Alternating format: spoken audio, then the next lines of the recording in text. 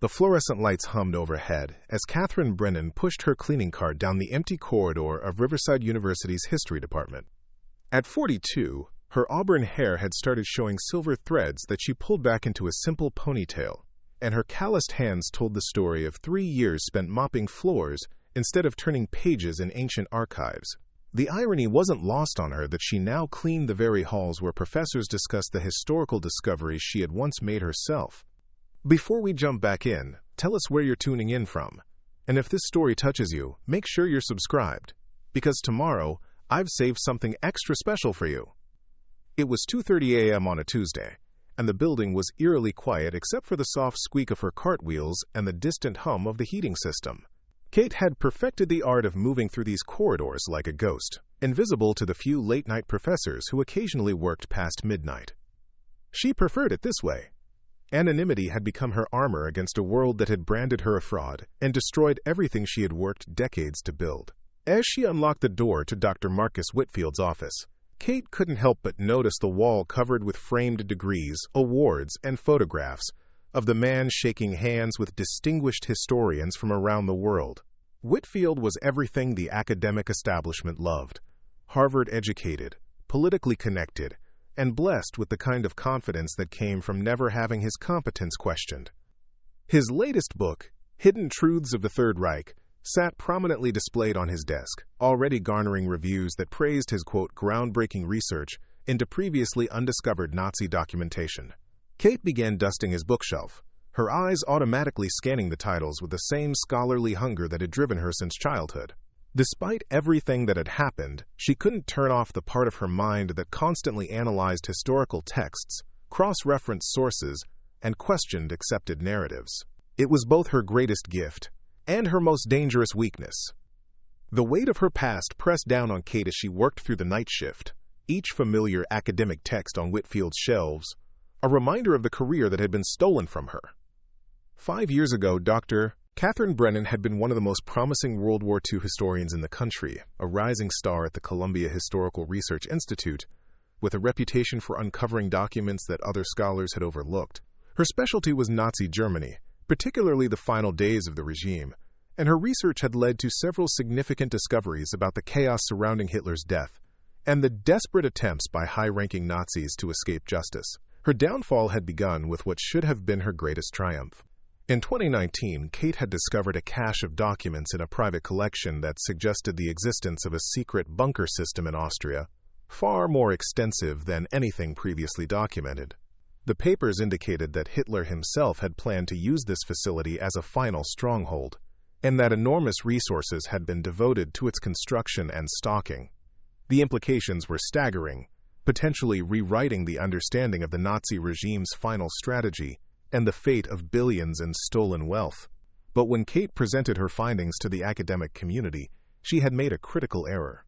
In her excitement to share what she believed was a groundbreaking discovery, she had rushed to publication without fully verifying one key document. Dr. Richard Hoffman, a rival historian with connections throughout the European academic establishment, had immediately challenged her work. His investigation revealed that a single letter she had cited as authentic was actually a clever forgery, planted in the collection by an unscrupulous dealer seeking to increase its value. The revelation had destroyed not just that particular research, but Kate's entire reputation. Hoffman and his allies had launched a systematic campaign to discredit her, questioning every discovery she had ever made and painting her as either incompetent or deliberately fraudulent. The fact that 90% of her documentation was genuine and revolutionary became irrelevant once doubt had been cast on her scholarly integrity. Academic journals retracted her papers. Her position at Columbia was terminated. Invitations to conferences dried up, and her name became synonymous with shoddy research and academic misconduct. The personal cost had been even more devastating. Kate's marriage to fellow historian David Chen had crumbled under the strain of professional humiliation and financial pressure. Her former colleagues, terrified of guilt by association, had abandoned her completely. The academic world that had once celebrated her achievements now treated her as a cautionary tale, a reminder of what happened when ambition overrode careful scholarship. Kate had legally changed her name from Catherine Chen back to her maiden name of Brennan, cut her hair short, and essentially disappeared from the intellectual circles that had defined her entire adult life. The cleaning job at Riverside University had been the only work she could find that didn't require background references from her academic career. For 3 years, she had mopped floors, emptied trash cans, and dusted the offices of professors who were pursuing the very research she had pioneered. The bitter irony was that her original instincts about the Austrian bunker complex had been correct. Even after her disgrace, Kate had continued researching in her spare time, using public libraries and free internet access to follow leads that her former colleagues had abandoned, along with her reputation. She had quietly identified inconsistencies in the historical record, gaps that suggested her initial theory about extensive Nazi underground facilities was not only plausible but likely. The problem was that no one would listen to a disgraced janitor, and she lacked the resources to pursue the investigation properly. Working the night shift at Riverside had given Kate an unexpected advantage, though she was only beginning to realize it. The history department's extensive archives were accessible to her in ways they never would have been during normal business hours. While professors saw her as invisible cleaning staff, she had unlimited access to rare books, unpublished papers, and primary source documents that visiting scholars would have needed special permission to examine. Over the past year, she had been conducting her own clandestine research project, photographing documents with her phone, and slowly building a new case for the existence of the Austrian bunker. Her investigation had led her to focus on a specific region in the Schwarzwald area of Austria, near the German border. Local folklore spoke of mysterious construction projects during the war, trucks that arrived at night, and entire hillsides that seemed to change shape between 1943 and 1945. More significantly, Kate had found references in captured SS documents to Project Nest, a massive underground construction effort that consumed enormous resources in the final year of the war. The paper trail led directly to the area she had identified, but it would require on-site investigation to prove anything conclusively. The opportunity to vindicate herself had come from an unexpected source. Dr. Marcus Whitfield, the very embodiment of everything Kate had lost, was planning a major expedition to Austria as part of his research for a follow-up book. The university had allocated substantial funding for the project, and Whitfield had been boasting to anyone who would listen about his intention to uncover previously unknown Nazi facilities in the region. Kate had listened to his conversations during her cleaning rounds, growing increasingly frustrated as he outlined a search strategy that would completely miss the most promising areas. Whitfield's approach was typical of his academic style, methodical, conservative, and focused on previously explored sites that were unlikely to yield surprising discoveries. He was planning to examine known bunker locations and conduct interviews with elderly locals, but he lacked the deeper understanding of Nazi logistics and construction techniques that would guide him to the truly significant finds. Kate knew that his expedition would fail to find anything substantial, while the real prize remained hidden in locations he would never think to investigate. The mounting frustration of watching Whitfield pursue her research with university resources while she scrubbed toilets had been eating at Kate for months. Every night, as she cleaned around the maps and documents spread across his desk, she saw evidence of missed opportunities and flawed reasoning. His working theory about Nazi escape routes was fundamentally sound but incomplete. He was looking for individual hiding places when he should have been searching for infrastructure. He was following the paper trail of individual SS officers when he should have been tracking the movement of construction equipment and specialized personnel. Kate's break had come 3 weeks earlier, during one of her routine cleaning sessions in Whitfield's office.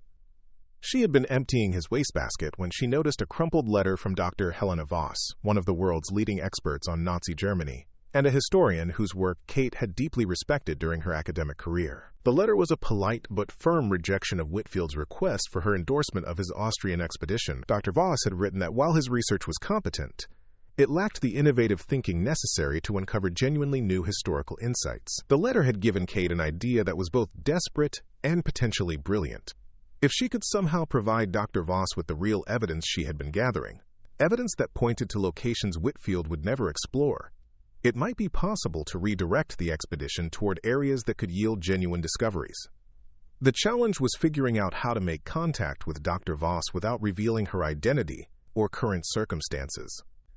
Preparing and narrating this story took us a lot of time, so if you are enjoying it, subscribe to our channel. It means a lot to us. Now back to the story. Kate knew that her reputation had been thoroughly destroyed in academic circles, and any communication from Catherine Brennan would likely be dismissed or ignored. Over the following weeks, Kate had developed a plan that was risky but potentially revolutionary. She would use her access to the university's resources to compile a comprehensive research package documenting the evidence for the Austrian bunker complex. But she would present it anonymously, as if from a current graduate student or junior faculty member. The documentation would be so compelling, and the analysis so sophisticated that it would demand serious attention, regardless of its apparent source.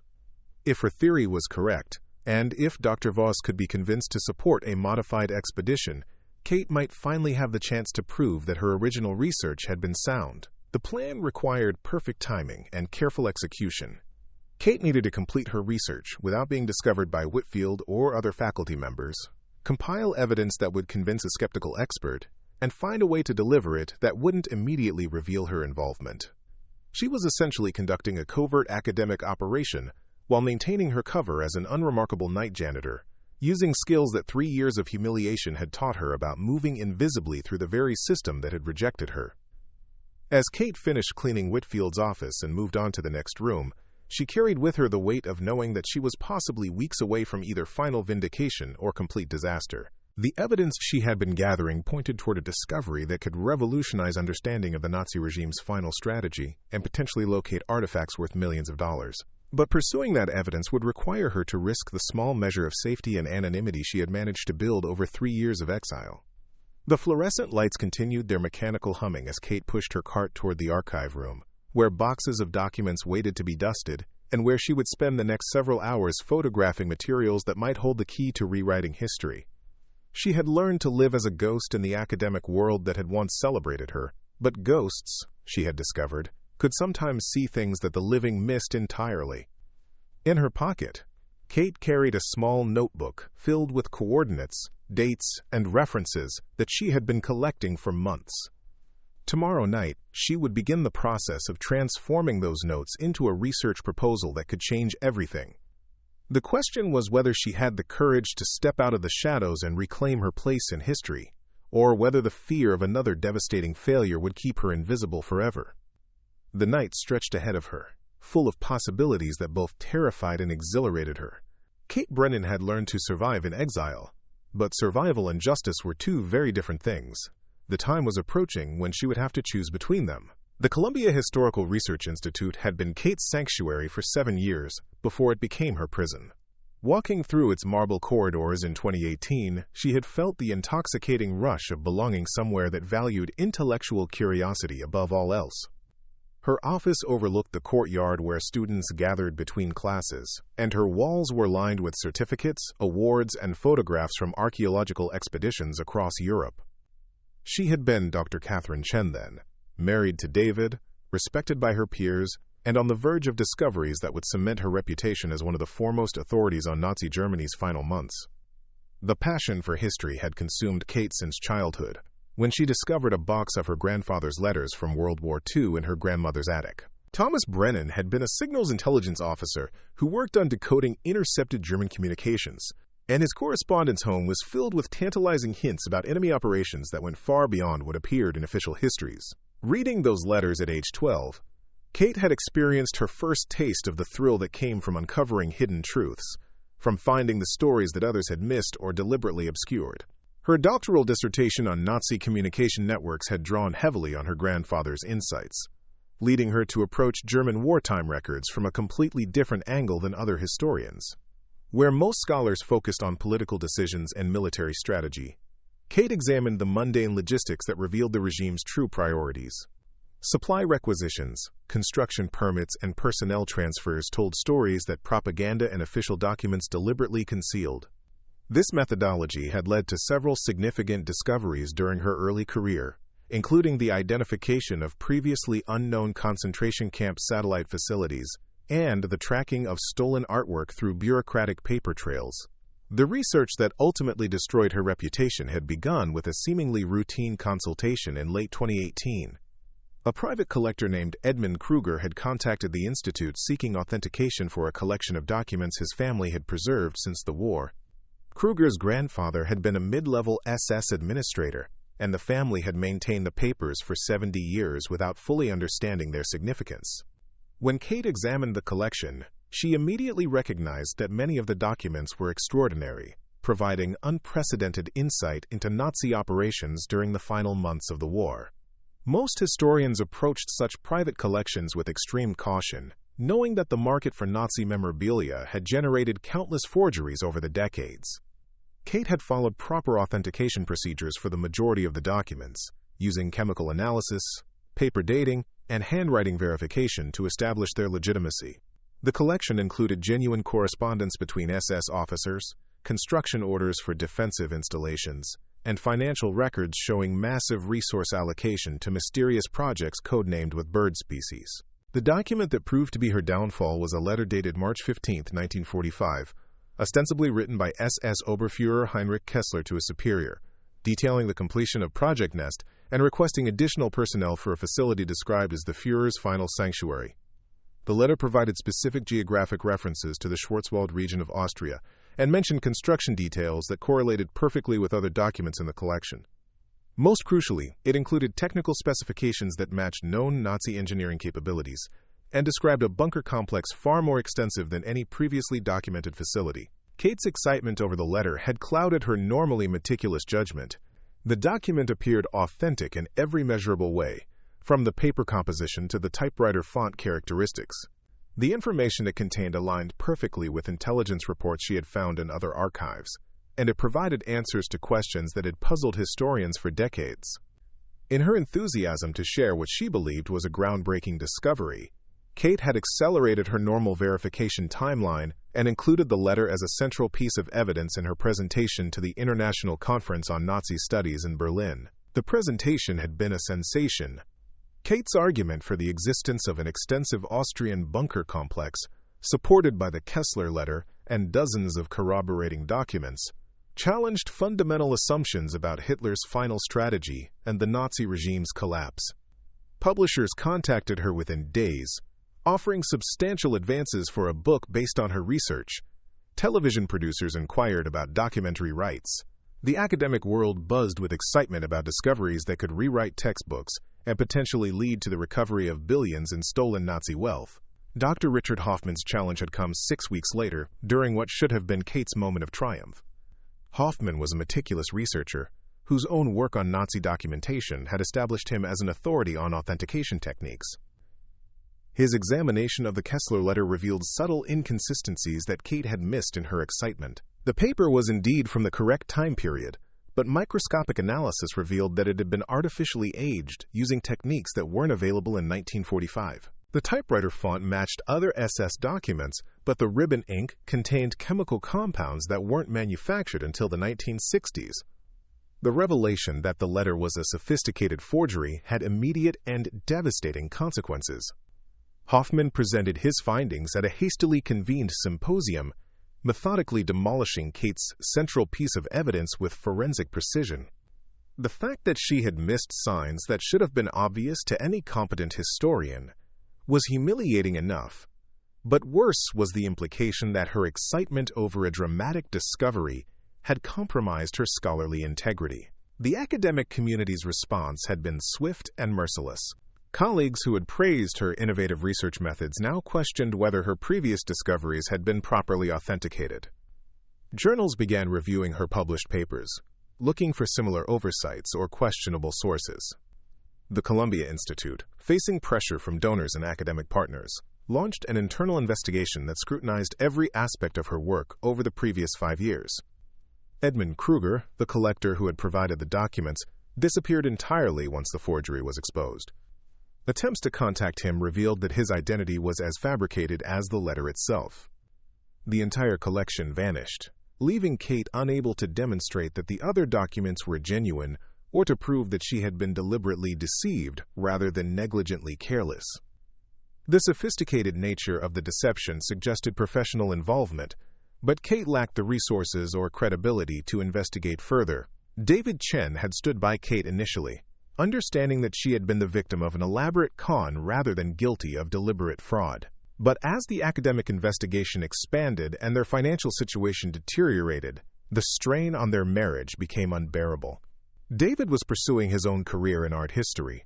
An association with Kate's scandal began affecting his prospects as well. Their relationship, built on shared intellectual passions and mutual respect, couldn't survive the combination of professional humiliation and economic pressure. The final blow had come when the Institute's investigation concluded that Kate's authentication procedures, while not deliberately fraudulent, had been insufficient for documents of such potential significance. The panel recommended her termination, citing serious lapses in scholarly rigor that compromised the Institute's reputation and academic standards.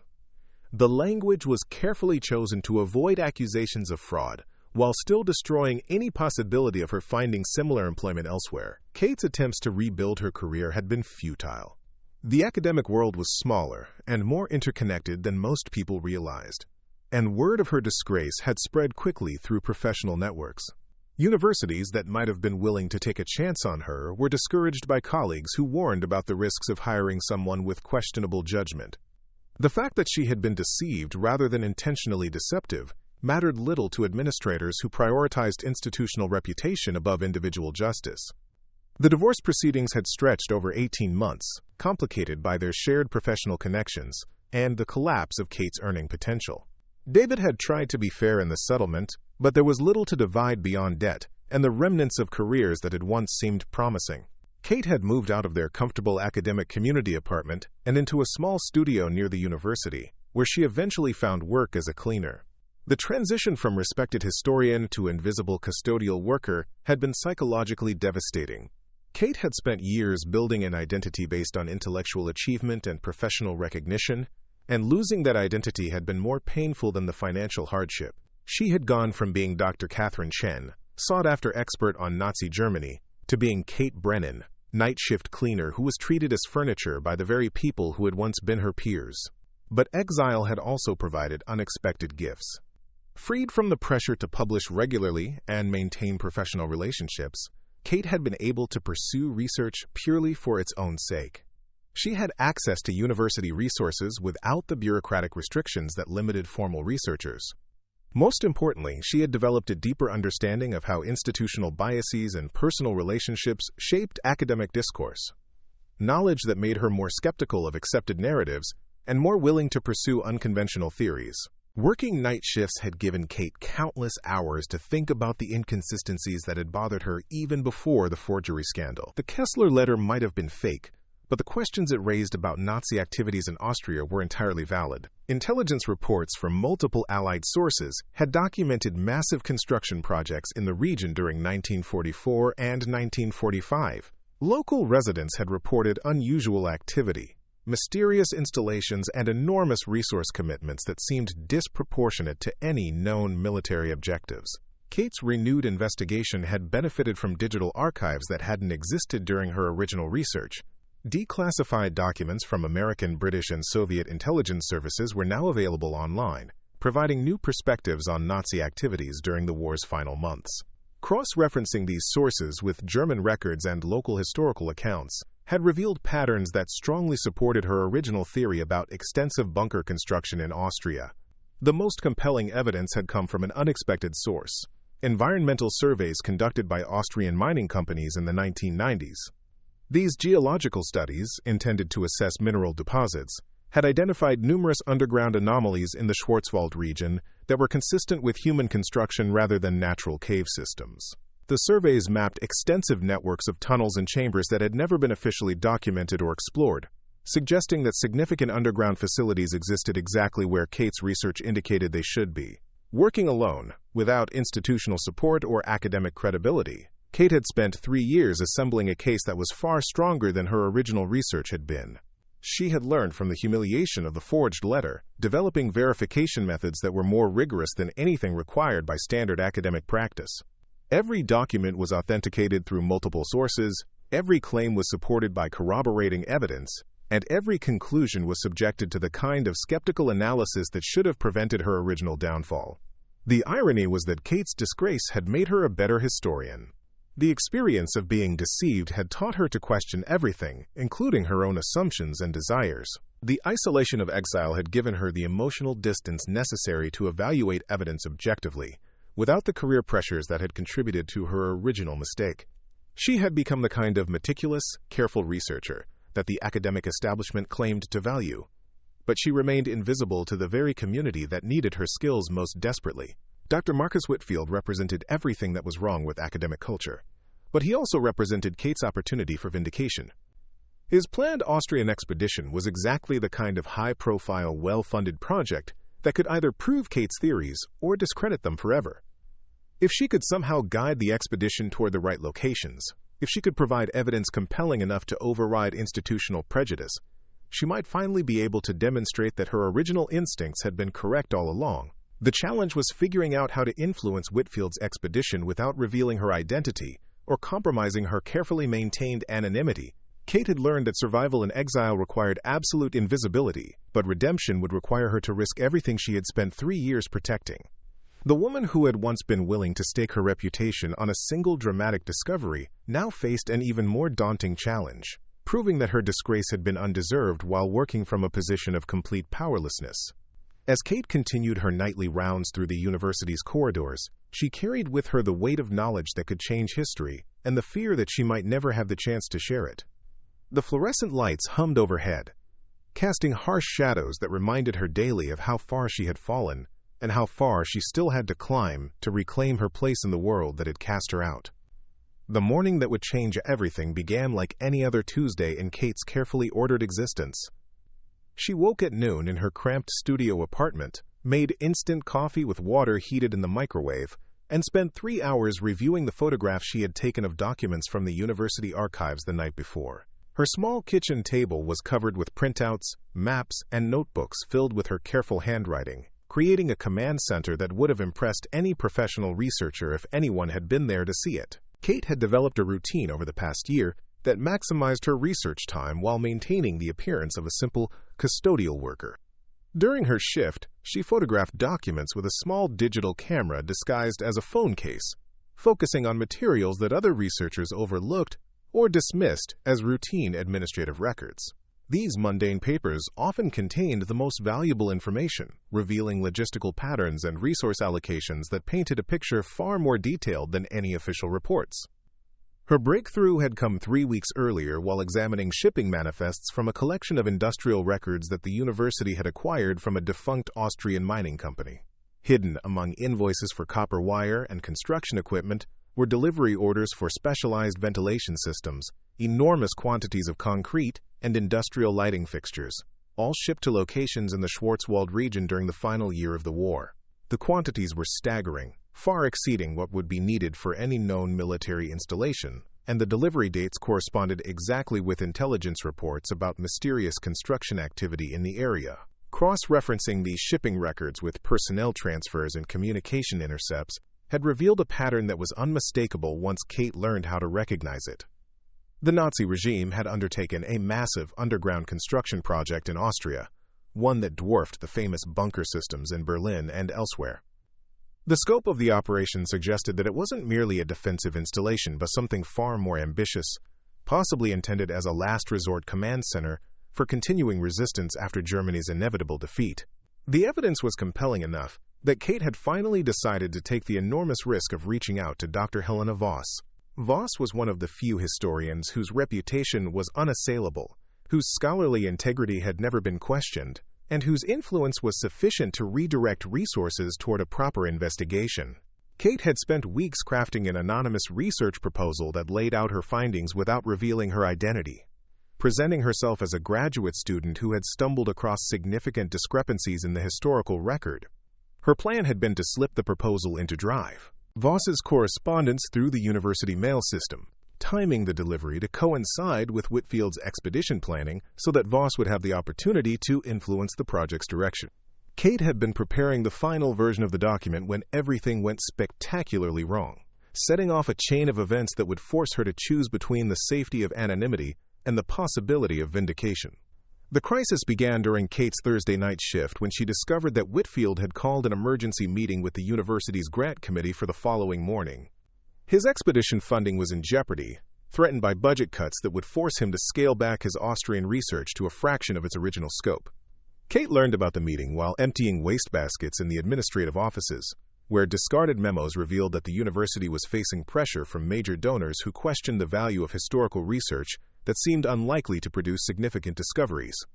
Whitfield's response to the funding crisis revealed exactly the kind of arrogance and intellectual laziness that had made Kate despise him during her 3 years of watching him work.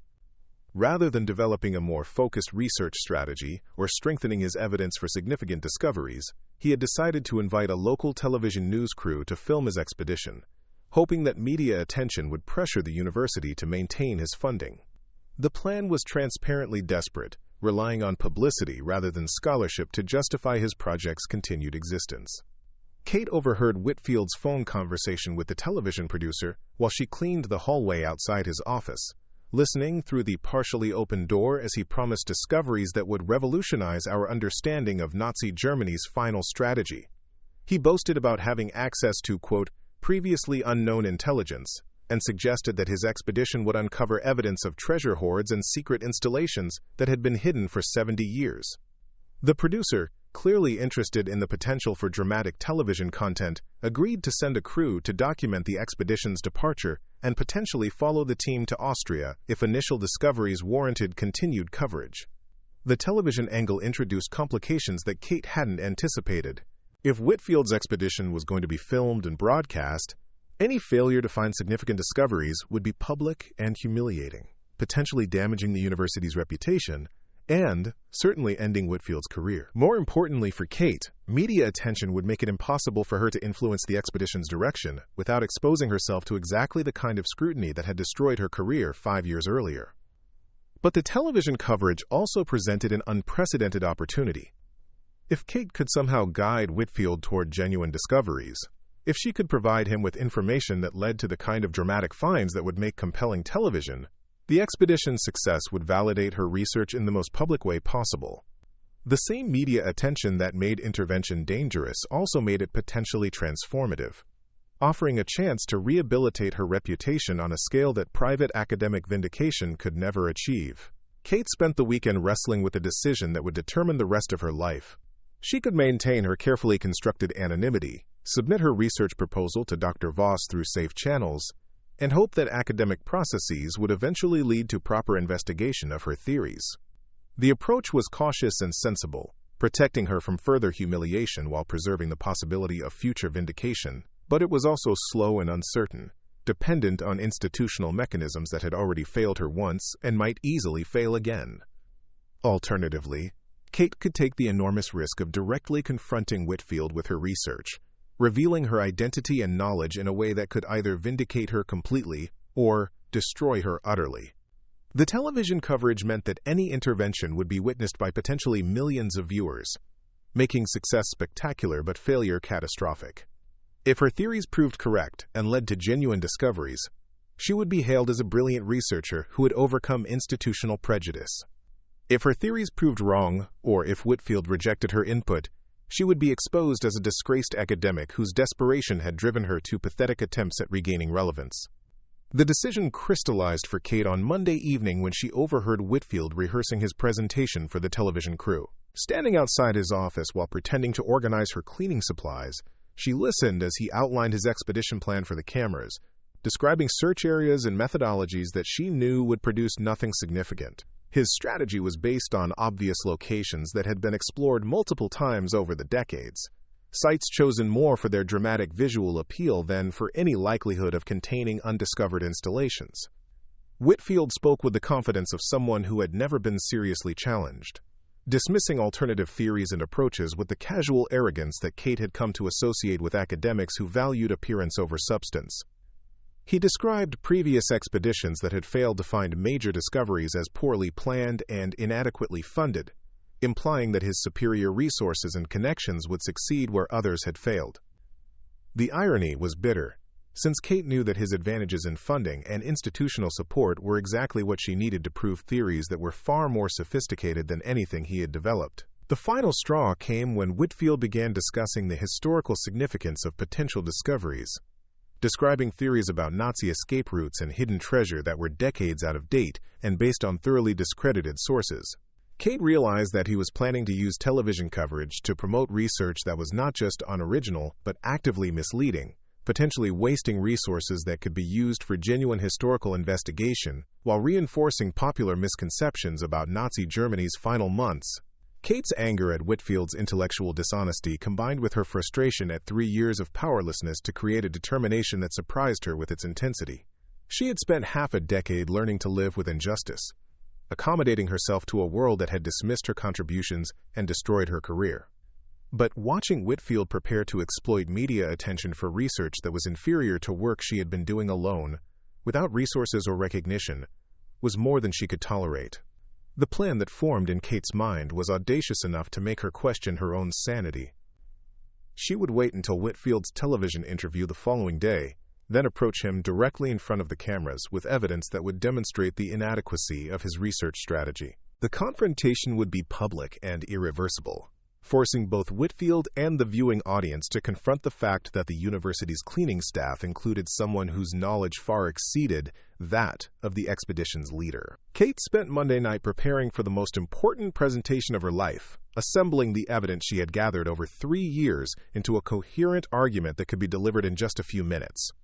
She printed copies of the most significant documents, prepared maps showing the locations where her research indicated discoveries were most likely, and wrote talking points that would demonstrate her expertise without requiring lengthy explanations. The materials had to be compelling enough to convince skeptical observers immediately, since she would have only one chance to make her case before security removed her or Whitfield dismissed her as a delusional employee. The irony wasn't lost on Kate that she was preparing to risk everything she had built during her exile for the chance to validate research that the academic establishment had already rejected. But 3 years of invisible servitude had taught her that safety and dignity were incompatible, that preserving her anonymity meant accepting permanent irrelevance. The television cameras would either restore her reputation or complete her destruction, but either outcome was preferable to continuing her existence as a ghost haunting the corridors of an institution that had forgotten her contributions. Tuesday morning arrived gray and cold, with the kind of October weather that made Kate grateful for the warmth of indoor work. She arrived at the university early, using her cleaning access to enter the building hours before the television crew was scheduled to arrive.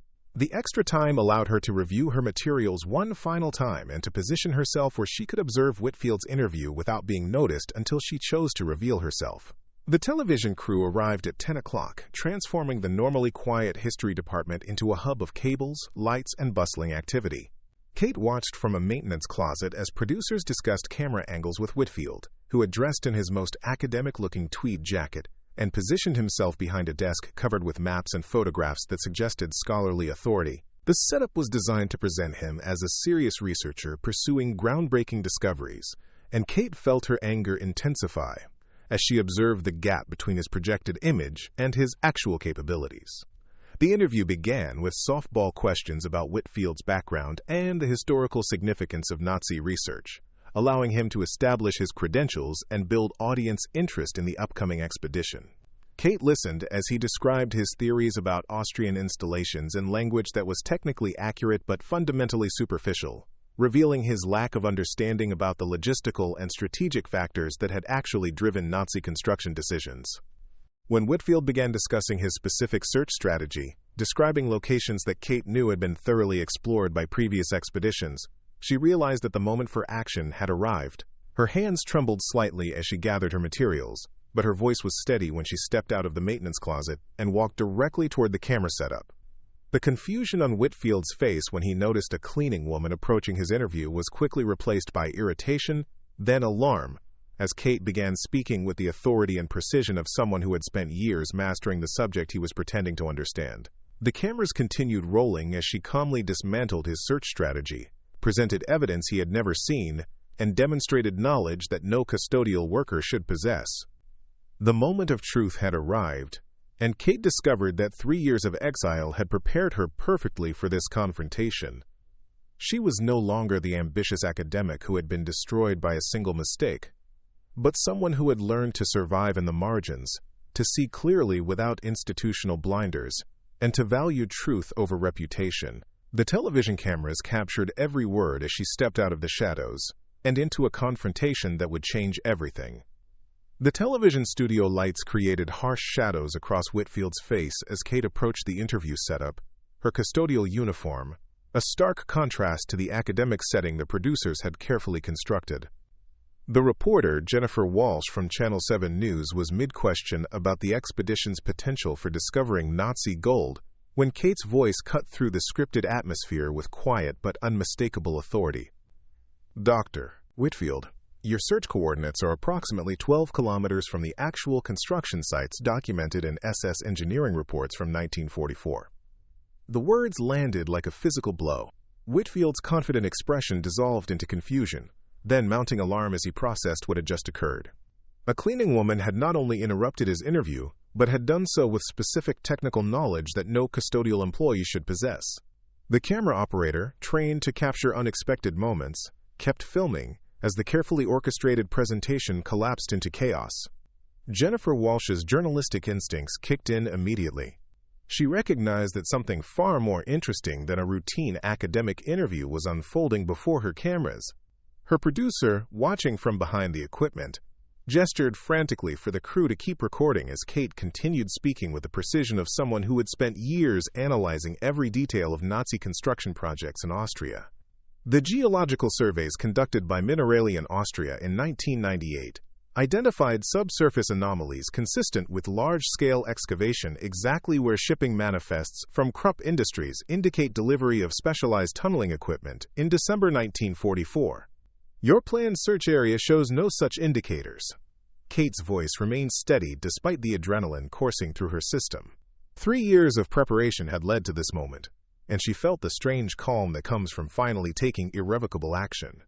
She placed her folder of documents on Whitfield's carefully arranged desk, the mundane manila envelope contrasting sharply with his expensive leather portfolio. Whitfield found his voice, though it carried none of his earlier confidence. "I'm sorry, miss, but this is a private interview. You'll need to return to your duties and allow us to continue our discussion." The dismissal was exactly what Kate had expected, the reflexive response of someone who couldn't conceive that expertise might exist outside traditional academic hierarchies. She had encountered the same blindness throughout her career, the assumption that knowledge was validated by position rather than demonstrated through evidence. "My duties," Kate replied, "include ensuring that Riverside University's reputation isn't damaged by expeditions based on incomplete research." Dr. Whitfield, you're planning to search areas that have been explored by 4 separate teams since 1952. The British investigated the Steinbach Valley in 1947, the Americans surveyed the entire Whitfield region in 1963, and Austrian archaeologists have been working the Zugspitze foothills for 2 decades. Jennifer Walsh leaned forward, recognizing that the story was transforming before her eyes. "I'm sorry, could you tell us who you are? You seem remarkably well-informed about these historical sites." The question Kate had been dreading and anticipating in equal measure. She looked directly into the camera, knowing that whatever she said next would be broadcast to thousands of viewers and potentially seen by millions more through social media. The moment of truth had arrived, and with it the end of 3 years of carefully maintained anonymity. "My name is Catherine Brennan. I hold a doctorate in modern European history from Yale University, with specialization in Nazi Germany's administrative and logistical operations. I've published 17 peer-reviewed articles on Third Reich documentation, led 3 archaeological expeditions in Germany and Austria, and I've been researching the specific sites Dr. Whitfield plans to investigate since 2019. The confession sent shockwaves through the room. Whitfield's face cycled through recognition, disbelief, and something approaching panic as he realized who was standing before him. Jennifer Walsh's producer was frantically Googling Kate's name, finding academic articles and conference presentations that established her credentials as a legitimate historian. The camera continued rolling, capturing every nuance of a confrontation that was rapidly spiraling beyond anyone's control. "Wait," Whitfield stammered. "You're the Catherine Chen who was discredited for that forgery scandal. You were terminated from Columbia for academic misconduct." Kate had prepared for this attack, knowing that Whitfield would immediately attempt to undermine her credibility by referencing her downfall. But 3 years of reflection had given her a perspective that she hadn't possessed during her original disgrace, allowing her to address the accusations with calm precision. "I was Catherine Chen. I was deceived by a sophisticated forgery that was planted in a document collection specifically to discredit research into Austrian bunker systems. The forgery was created by someone with access to period-appropriate materials and professional-level authentication knowledge. The question you should be asking, Dr. Whitfield, is why someone went to such elaborate lengths to prevent investigation of the sites I had identified. Jennifer Walsh's eyes widened as she realized the implications of what Kate was suggesting. Are you saying that your original research was sabotaged? That someone deliberately planted false evidence to destroy your credibility? Kate opened her folder and extracted a series of photographs and documents that she had spent 3 years assembling. I'm saying that the forged letter was the only inauthentic document in a collection of 47 pieces, and that the remaining 46 items provide overwhelming evidence for extensive Nazi construction projects in precisely the locations where Dr. Whitfield is not planning to search. She spread the materials across Whitfield's desk, each document labeled and annotated with her careful analysis. Shipping manifests showed the delivery of massive quantities of concrete and steel to remote Austrian locations. Personnel transfer orders documented the movement of specialized engineering units to the same region. Financial records revealed enormous expenditures on projects that had no official designation, but consumed resources equivalent to building several major military installations. The project was codenamed Adlerhorst, Kate continued, her voice gaining strength as she presented evidence that had been ignored or dismissed for 5 years. Eagle's Nest. Not the tourist site at Berchtesgaden, but a genuine last resort command complex designed to coordinate resistance activities after Germany's defeat. The construction began in August 1944, when it became clear that the war was lost, and continued until the final weeks before surrender. Whitfield tried to regain control of the situation, reaching for the documents to examine them more closely. But his movements were clumsy, betraying his recognition that Kate's research was far more sophisticated than anything he had developed. These could be fabrications as well. Given your history with fraudulent documentation, I hardly think. Dr. Whitfield, Kate interrupted. Every document I've presented has been independently verified through multiple sources. The shipping manifests were obtained from Krupp Industries' corporate archives in Essen. The personnel records come from the U.S. National Archives declassified collection. The financial data was extracted from Reich Ministry files held by the German Federal Archives in Koblenz. I can provide complete provenance documentation for every piece of evidence. The thoroughness of Kate's preparation was becoming apparent to everyone in the room.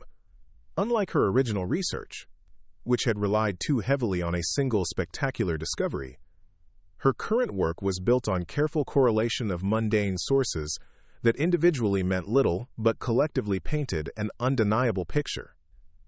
She had learned from her previous mistakes, developing verification methods that were more rigorous than standard academic practice. Jennifer Walsh understood that she was witnessing something extraordinary, a confrontation that exposed fundamental problems in how academic institutions evaluated research and treated scholars who challenged conventional wisdom. Ms. Brennan, if your research is so compelling, why hasn't it been published? Why are you working as a custodian instead of leading expeditions yourself? The question cut to the heart of everything Kate had endured over the past 5 years. She looked directly into the camera, speaking to an audience that extended far beyond the television studio. Because I made the mistake of trusting a single document that was too good to be true, and because the academic establishment values reputation over evidence. Once you've been labeled as unreliable, it doesn't matter how careful your subsequent research becomes. No journal will publish your work, no university will hire you, no funding agency will support your projects. Kate's voice carried the weight of someone who had learned bitter lessons about how institutions protected themselves at the expense of individual scholars. I've spent 3 years working nights so that I could access research materials during the day. I verified every claim through multiple independent sources. I've developed theories that could revolutionize our understanding of Nazi Germany's final strategy. But none of that matters because I lack the institutional credentials to be taken seriously. The camera captured the raw emotion in Kate's voice, the frustration of someone whose expertise had been dismissed because of circumstances beyond her control. But it also recorded something else, the quiet dignity of someone who had refused to abandon her pursuit of truth despite overwhelming institutional pressure to disappear quietly. Whitfield made one final attempt to dismiss Kate's intervention, appealing to traditional academic hierarchy. Dr. Voss, this is highly irregular. We can't simply halt a properly planned expedition because a former colleague has theories about alternative sites. The university has invested considerable resources in this project, and we have obligations to our funders and academic partners. But Kate had anticipated this response as well. From her folder, she extracted a letter bearing the letterhead of the Austrian Ministry of Culture, along with additional correspondence from the German Federal Archives and the U.S. Holocaust Memorial Museum. I've already contacted the relevant authorities in Austria and Germany about the sites I've identified. All three institutions have expressed interest in supporting properly planned excavations, provided that the research is conducted by qualified personnel with appropriate academic credentials. The revelation that Kate had been working directly with international institutions sent another shock through the room. Whitfield's expedition suddenly appeared amateurish by comparison, a publicity stunt rather than serious scholarly research. Jennifer Walsh's producer was frantically making phone calls, trying to verify Kate's claims and understand the full scope of what they were witnessing. The Austrian government has already granted preliminary permits for archaeological investigation in the Schwarzwald region, Kate continued, based on the evidence I've provided about probable historical sites. The German archives have agreed to declassify additional documentation that supports the existence of Project Adlerhorst. The Holocaust Memorial Museum is prepared to fund proper excavation and preservation of any sites that are discovered. The systematic demolition of Whitfield's credibility was complete. Kate had not only challenged his research methodology, but had demonstrated that she possessed the institutional support and international connections that his project lacked. His planned expedition was revealed as a superficial media event, while her work represented genuine scholarly investigation with proper governmental and academic backing. Dr. Patricia Langford, the university's director of research, had been monitoring the interview from her office and arrived just as Kate finished presenting her evidence. Langford was an experienced administrator who understood immediately that the situation had implications far beyond a simple disagreement between researchers. The television coverage meant that whatever happened next would be public knowledge, potentially affecting the university's reputation and future funding. Ms. Brennan, Langford said carefully, I think we need to continue this conversation in a more private setting. Dr. Whitfield, perhaps you could excuse us for a moment while we discuss these new developments. But Kate was not finished. She had spent 3 years preparing for this moment, and she intended to ensure that her message was delivered completely. Dr. Langford, I appreciate your concern for institutional protocol, but this conversation needs to happen publicly. For 5 years, the academic community has dismissed research into Austrian bunker systems because of questions about my credibility. The evidence I've presented today proves that those questions were unfounded, and that significant historical discoveries are waiting to be made. She turned back to the camera, addressing the viewing audience directly. The real tragedy isn't that my career was destroyed by a forged document. It's that legitimate historical research has been abandoned because institutions were more concerned with protecting their reputations than pursuing truth. How many other discoveries have been lost because scholars were afraid to challenge conventional wisdom or support researchers who had been marginalized? The implications of Kate's words extended far beyond her individual case. She was challenging the fundamental structures of academic authority, questioning whether traditional institutions were capable of recognizing and supporting innovative research that didn't conform to established patterns. The television audience was witnessing not just a personal vindication, but a broader critique of how knowledge was validated and transmitted in academic communities. Jennifer Walsh recognized that the story had evolved into something with national significance. Ms. Brennan, what do you want to happen next? Are you seeking reinstatement to your former position? Do you want to lead the Austrian expedition yourself? Kate's answer surprised everyone in the room, including herself. The question forced her to articulate goals that she had only begun to formulate during her years of exile. I want the truth to be discovered, regardless of who gets credit for finding it. I want proper archaeological investigation of the sites I've identified, conducted by qualified researchers with appropriate resources. Most importantly, I want the academic community to acknowledge that expertise exists outside traditional institutional boundaries, and that scholars who have been marginalized deserve to have their work evaluated on its merits, rather than dismissed because of past controversies. The nobility of Kate's response, her focus on scholarship over personal advancement, created a powerful contrast with Whitfield's obvious self-interest. The camera captured the moment when a disgraced janitor demonstrated more integrity and wisdom than the prominent academic whose expedition she had just dismantled. The reversal was complete, transforming Kate from an invisible custodial worker into a figure of moral authority whose expertise commanded respect despite her humble circumstances. As the interview concluded and the television crew began packing their equipment, Kate realized that she had crossed a threshold from which there was no return. Her anonymity was gone forever, but in its place was something she had thought lost permanently: the respect that came from demonstrating competence under pressure and maintaining dignity in the face of institutional indifference. The ghost who had haunted the university's corridors for 3 years had finally stepped into the light, and the world would never look the same.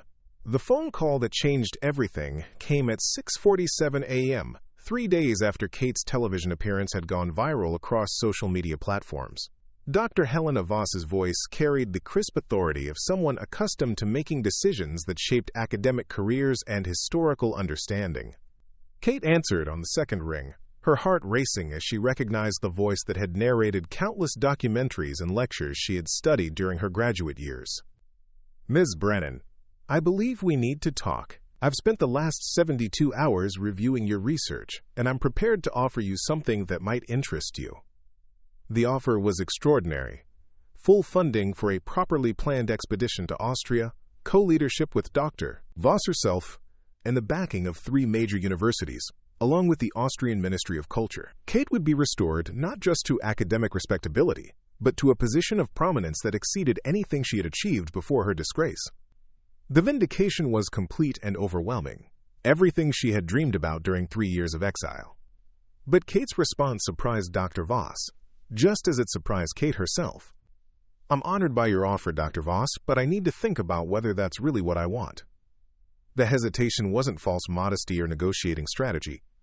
During the 3 days since her television appearance, Kate had received dozens of calls from journalists, university administrators, and former colleagues who suddenly wanted to discuss opportunities that had been unavailable when she was invisible. The attention was gratifying but also unsettling, forcing her to confront questions about success and validation that her years of exile had taught her to answer differently.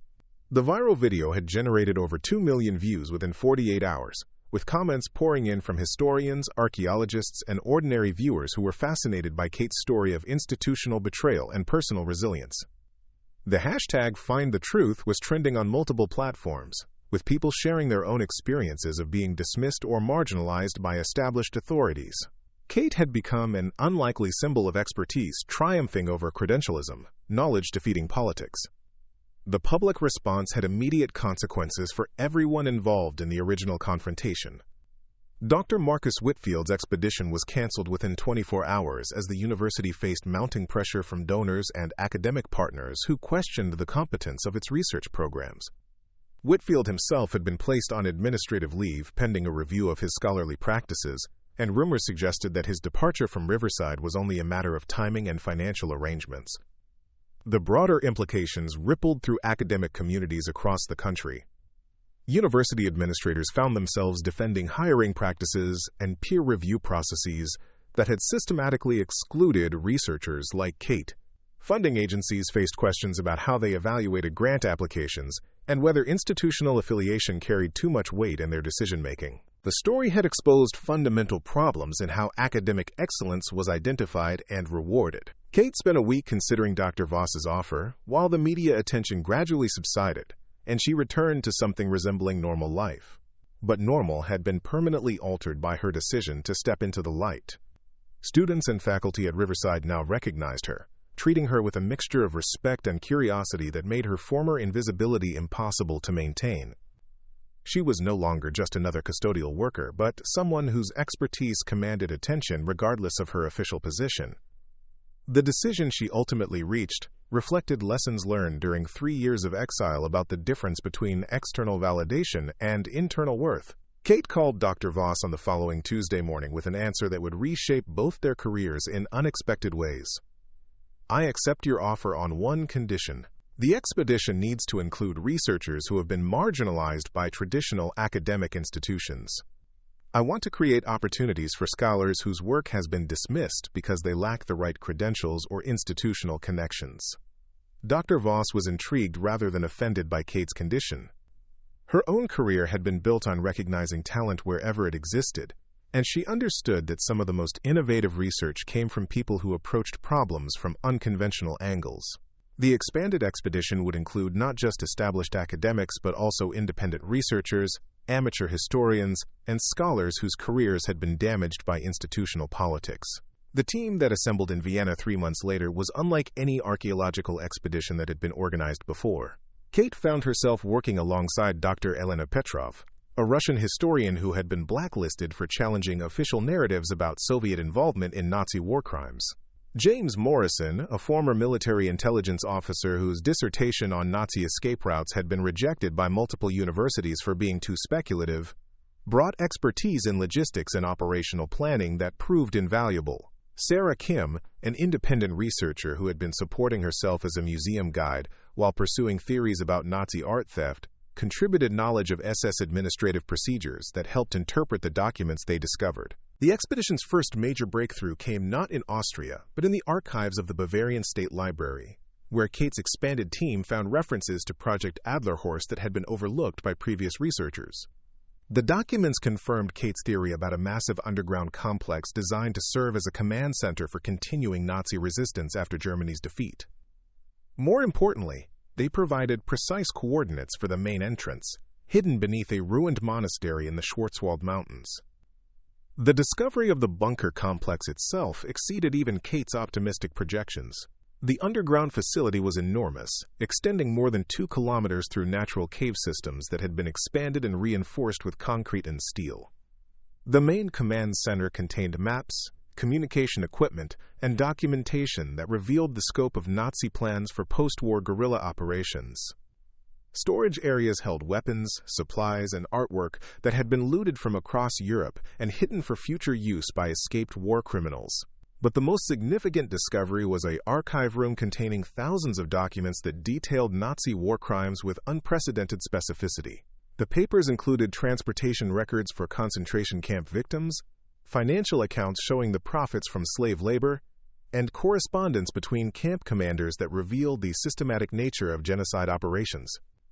The material provided evidence that would be crucial for ongoing war crimes investigations and historical research for decades to come. The expedition's success generated international media attention that established Kate as one of the world's leading experts on Nazi Germany's final months. Universities that had ignored her for 5 years now competed to offer her prestigious positions. Publishers advanced enormous sums for her book about the discovery. Documentary producers sought exclusive rights to film her story and the ongoing archaeological work in Austria. Kate's response to this attention reflected the wisdom she had gained during her years of exile. She accepted a joint appointment at Columbia and the University of Vienna that would allow her to continue the Austrian research while training a new generation of historians. But she insisted that the position include funding for a program supporting marginalized scholars, creating opportunities for researchers whose work had been dismissed by traditional academic institutions. The Catherine Brennan Institute for Historical Justice became a model for how universities could identify and support innovative research regardless of its source. The program provided grants, research support, and institutional affiliation for independent scholars, amateur historians, and academics whose careers had been damaged by institutional politics. Within 2 years, researchers affiliated with the institute had made significant discoveries in fields ranging from medieval history to modern genocide studies. The personal transformation was as significant as the professional vindication. Kate had learned during her exile that identity couldn't be stripped away by external forces, that competence was independent of institutional recognition, and that integrity was its own reward. The restoration of her academic career was gratifying, but it didn't define her worth in the way it might have before her disgrace. She had discovered something more valuable than professional success, the knowledge that she could survive and thrive regardless of how others chose to evaluate her contributions. The Institute's offices occupied a renovated building near Columbia's campus, where Kate maintained her primary research facilities while spending several months each year in Austria overseeing the ongoing excavation of the bunker complex.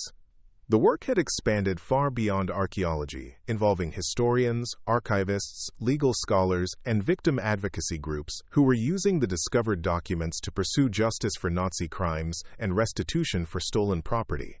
Kate's story had become a powerful example of how expertise could exist outside traditional institutional boundaries and how persistence could eventually overcome even systematic discrimination. Speaking engagements at universities and conferences allowed her to address the structural problems that had nearly destroyed her career, advocating for reforms that would make academic institutions more responsive to innovative research and more supportive of marginalized scholars. The teaching component of her appointment brought Kate particular satisfaction, as she worked with graduate students who were pursuing research that challenged conventional wisdom or explored topics that established scholars had dismissed. Her experiences with institutional rejection and vindication made her uniquely qualified to mentor researchers who faced skepticism or hostility from traditional academic authorities.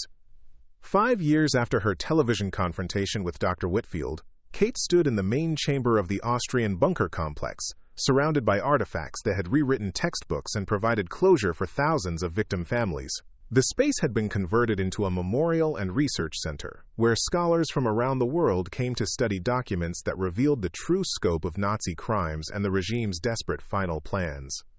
The memorial included a display about the expedition's discovery process, featuring Kate's story as an example of how historical truth could emerge from unexpected sources. Visitors learned about the importance of supporting diverse perspectives in historical research and the dangers of dismissing scholars based on institutional prejudice rather than evaluating their work on its merits. Kate's reflection on her journey from disgrace to vindication centered not on the external recognition she had regained, but on the internal strength she had developed during her years of exile. The experience had taught her that true success meant contributing to human knowledge and understanding, regardless of whether that contribution was immediately recognized or rewarded. The bunker discovery was gratifying, but it was also proof of something she had already learned, that expertise and dedication could overcome any institutional barrier. The young researchers who worked with Kate at the Institute often asked about her advice for surviving professional setbacks or institutional discrimination. Her response always emphasized the importance of maintaining intellectual integrity while developing the emotional resilience necessary to persevere through periods of rejection or marginalization. She encouraged them to define success in terms of their contribution to knowledge, rather than external recognition, while also working to change systems that prevented good research from being properly evaluated. As Kate prepared for another research trip to Austria, where new excavations promised to reveal additional chambers and documents, she reflected on the unexpected path that had led from custodial work to international recognition. The journey had been painful but ultimately transformative, teaching her lessons about courage, persistence, and integrity that no traditional academic career could have provided. The real victory wasn't in proving her theories correct or regaining her professional status, but in demonstrating that truth had a way of emerging regardless of institutional obstacles.